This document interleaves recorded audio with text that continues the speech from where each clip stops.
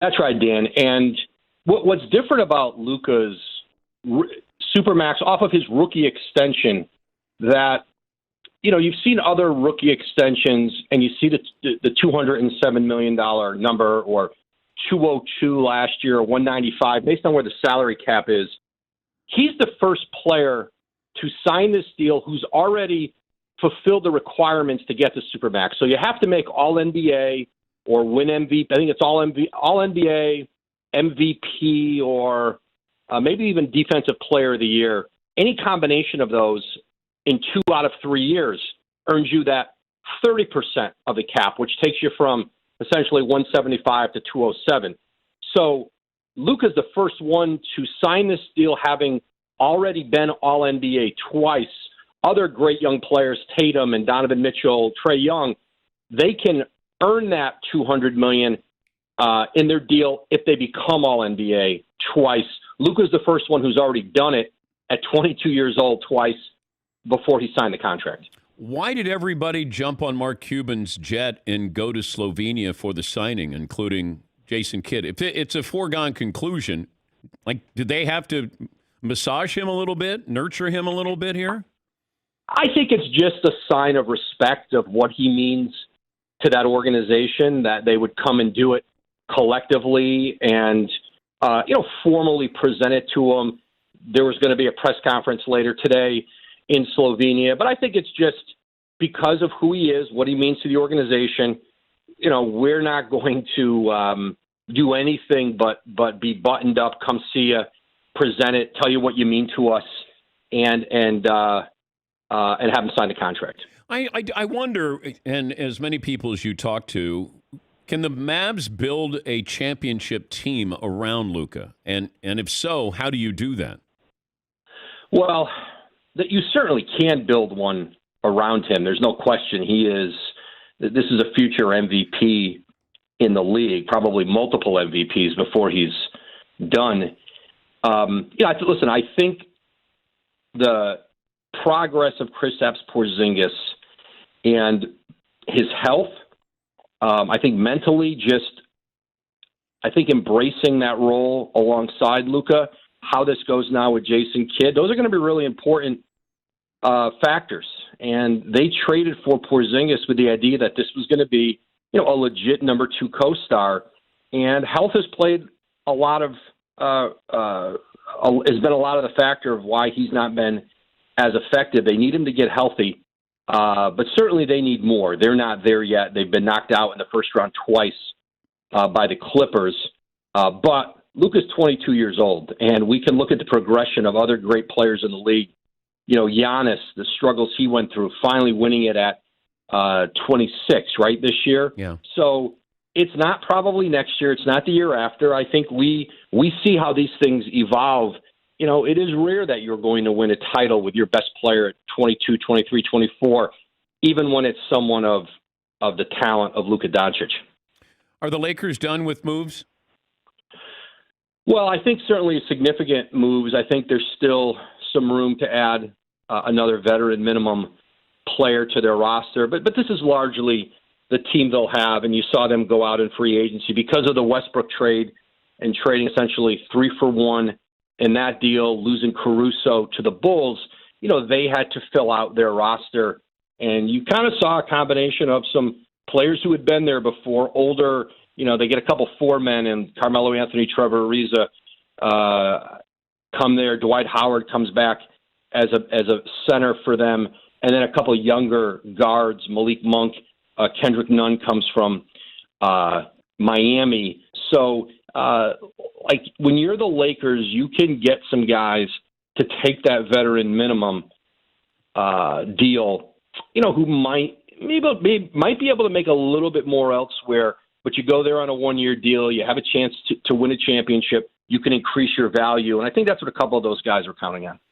What do you think the league reaction is to what the Lakers did? Listen, I think the people know that the Lakers, were formidable last year. They'll be formidable again. Health is going to play a big part in this. And regardless of the role players around their stars, LeBron James, Anthony Davis, listen, health played a huge part in why that team got knocked out. And they lost to a very good Phoenix team. And who knows, maybe at full strength, Phoenix still wins that series. We won't know. But certainly LeBron now, past, I think he'll be 37, right, in the playoffs next year. Yeah. Anthony Davis coming off of a significant injury. Keeping those guys healthy is, you saw it last year in the postseason, and you saw the teams, Milwaukee, for the most part, was able to stay healthy. They did lose DiVincenzo. Health played a huge factor, I think, when there was just such attrition around the league coming off of in that condensed schedule. And I'm sure that'll be the case next year. But this is an LA team, especially because of LeBron's age. You've got to go for it every year. And now they bring in Russell Westbrook, who, is going to bring a lot to that team. They still have to surround that group with shooting. That's not what Russ does. Russ is not going to be a catch-and-shoot guy when the double teams, when LeBron kicks it out. Russ is going to still attack the rim. And so it's a different dynamic for them. What about Dennis Schroeder, who turned down that extension, and now there's a report this morning that maybe he'll sign with the Celtics? Could the Lakers have done a sign and trade with him to get something in return? They could do one if that interested them. They have the ability. I've not sensed that's been something for them because remember, somebody else has to want to give up something of value, and I think teams. There's teams who can sign Schroeder, probably not certainly at the number that he could have had with the Lakers. But I haven't gotten the sense since free agency's really gotten rolling that there have been a lot of sign and trade scenarios. Again, if the Lakers are going to take somebody on and they're in the tax, and remember that player is going to cost them exponentially more because of the tax bill, you've got to think that the guy whose contract is probably going to be 2 or 3 times what he makes on your tax bill, is that worth taking on? And again, teams I don't think they feel like they've got to give up something of great quality to bring in Dennis Schroeder now. They can sign him if they have their mid-level exception, that taxpayer mid-level, which is around $6 million. They can sign him to that. Is there any chance that an owner could just say, I don't care about the tax ramifications? Like Steve Ballmer has how many billions and billions of dollars that, like the Yankees, they just said, we don't care what the luxury tax is. Could you see an NBA owner going rogue and just saying, hey, go, I'll pay it. I blow through the stop sign.